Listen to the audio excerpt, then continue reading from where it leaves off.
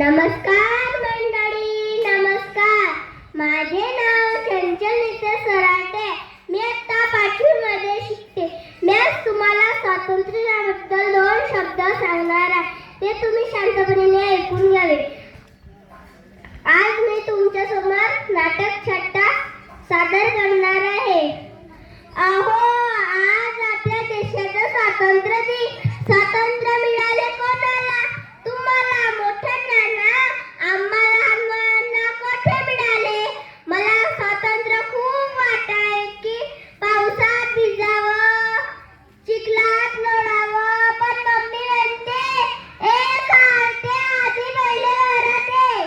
मला रोज वाटाय की रोज रोज रोज रोज गुलाबजामुन खावे, जिलेबी खावी, लाडू खावे, पण मम्मी म्हणते टाकले आहे ना तेच पहिले मुकाटा.